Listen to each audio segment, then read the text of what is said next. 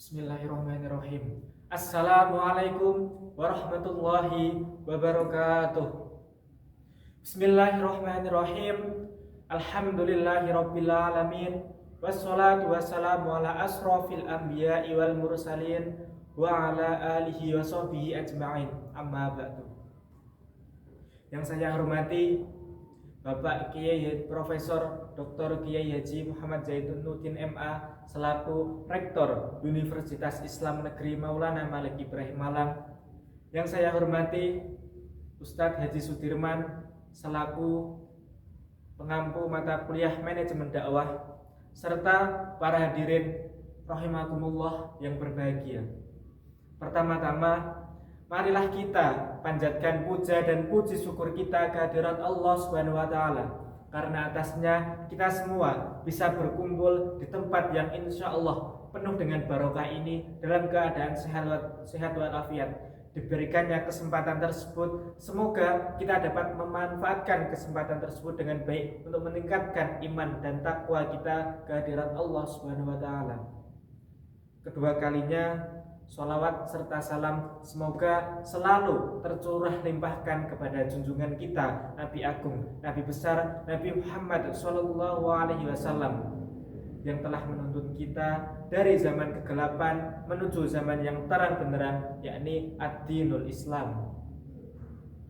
Para hadirin yang berbahagia dan yang dirahmati Allah Subhanahu wa taala, sebelum kita memulai kegiatan pada kali ini, marilah kita bersolawat dulu sejenak kepada baginda Nabi Agung, Nabi besar Muhammad SAW, agar kita dapat memperoleh syafaatnya kelak di yaumul qiyamah. Amin amin ya rabbal alamin.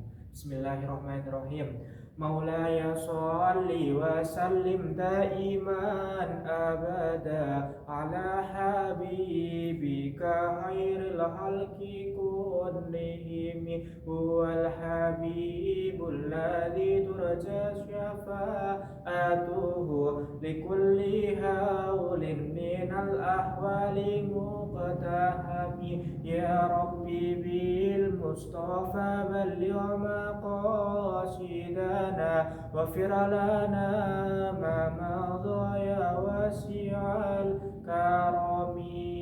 Maulaya sholli wa sallim daiman abada ala habibika khairil khalqi kullihim wal habibul ladzi turja syafa'atuhu likulli haulin minal ahwali muqtahimi. Maulaya sholli wa sallim daiman abada ala habibika khairil khalqi kullihim ya rabbi bil mustafa balligh maqasidana waghfir lana ma madha ya wasi'al karami.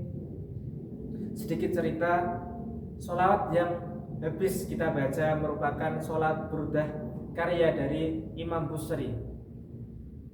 Cerita Imam Busri merupakan seorang penyair yang berasal dari Mesir, tapi selama hidupnya ia belum pernah menciptakan syair untuk baginda Nabi Agung Muhammad SAW. Kemudian beliau diuji oleh Allah Subhanahu wa taala dengan penyakit lumpuh. Ketika sakit, Imam Busri bertemu mimpi dengan Nabi Muhammad. Kemudian ketika beliau bangun, dia menciptakan sholawat burdah tersebut. Sholat burdah sendiri artinya yaitu mantel atau kesembuhan. Setelah beliau membuat sholawat tersebut, ketika tidur ia mimpi bertemu dengan Rasulullah untuk yang kedua kalinya.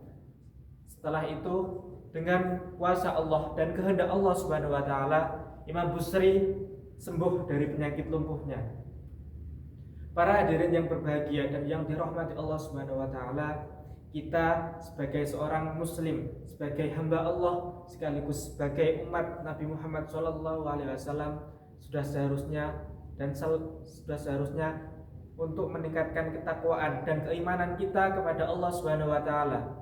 Salah satu bentuk cara untuk meningkatkan ketakwaan atau keimanan tersebut yaitu dengan menuntut ilmu. Menuntut ilmu adalah hukumnya wajib bagi setiap muslim, baik laki-laki maupun perempuan. Nabi Muhammad SAW bersabda, "Utlubul ilmi fardhatun ala kulli muslimin." Hadis riwayat Ibnu Majah. Artinya setiap muslim wajib untuk fardu untuk menuntut ilmu. Jadi baik laki-laki maupun perempuan kita diwajibkan untuk menuntut ilmu.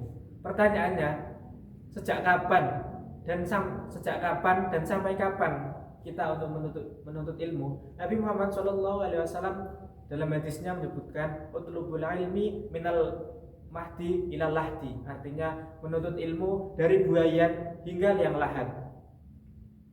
Jadi begitu pentingnya kita untuk menuntut ilmu. Ilmu dapat membedakan kita mana yang hak dan mana yang batil, mana yang benar dan mana yang salah. Ilmu sendiri merupakan suatu hal yang sangat penting. Allah akan mengangkat derajat seseorang yang mempunyai ilmu. Barang siapa yang ingin hidup bahagia di dunia maka haruslah berilmu, dan barang siapa yang ingin hidup bahagia di akhirat maka juga harus berilmu. Dan barang siapa yang ingin bahagia di dunia maupun di akhirat haruslah juga berilmu. Sebagai contoh kewajiban menuntut ilmu untuk dunia adalah seorang petani. Seorang petani harus dan wajib mempunyai ilmu bagaimana untuk menanam hingga panen buah tersebut sehingga dapat menghasilkan buah yang enak dan lezat. Ilmu sendiri, ketika kita sudah mempunyai ilmu, kita juga diwajibkan untuk mengamalkan ilmu tersebut. Al-ilmu bila amalin, al-ilmu bila amalin kasyajarati bila samarin. Artinya ilmu tanpa diamalkan bagaikan buah, bagaikan pohon tanpa berbuah. Makalah tersebut menunjukkan bahwa ketika kita sudah mempunyai ilmu, kita juga diharuskan untuk mengamalkannya. Para hadirin yang berbahagia, sangat wajar dan manusiawi ketika kita belajar merasakan lelah, tetapi tidak belajar dan menjadi bodoh sehingga diremehkan orang lain juga lelah.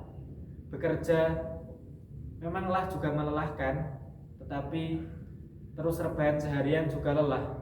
Berjuang untuk meraih apa yang kita cita-citakan, untuk meraih apa yang kita inginkan juga lelah. Tetapi tidak mencoba dan tidak mengambil resiko untuk meraih apa yang kita cita-citakan juga lelah. Jadi tergantung lelah mana yang kita pilih. Lelah yang dapat menjadikan kita terus bertumbuh, terus berkembang, atau lelah yang menjadikan kita diri untuk diam di tempat dan terus stagnan tanpa mengalami kemajuan.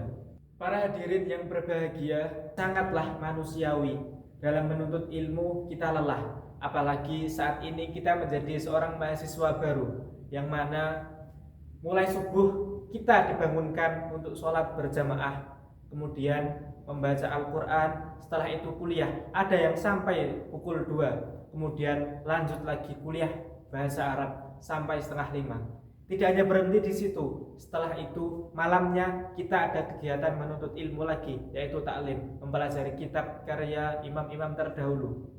Setelah itu kita mengerjakan tugas kuliah. Mungkin ada sampai yang tidak tidur untuk mengerjakan tugas kuliah tersebut karena dikejar deadline. Memang sangat lelah, tetapi ketika kita ikhlas dan sabar dalam menjalaninya, insya Allah kita akan memperoleh hasil, baik itu dalam waktu jangka panjang maupun jangka pendek. Saat ini kita sedang menabur, insya Allah kelak kita akan menuai dan akan memperoleh hasil atas apa yang telah kita lakukan saat ini. Karena kesabaran, Allah juga selalu menyertai kita, seperti firman Allah, innallaha ma'as-sabirin, sesungguhnya Allah bersama orang-orang yang sabar. Jadi Ketika kita sabar dalam menjalankan semua hal tersebut, Allah insya Allah akan selalu menyertai segala aktivitas dan kegiatan yang telah kita jalankan saat ini. Sekian dari saya, apabila ada salahnya murni dari saya, dan apabila ada lebihnya murni dari Allah Subhanahu wa taala. Wallahul muwaffiq ila aqwamit thoriq. Wassalamualaikum warahmatullahi wabarakatuh.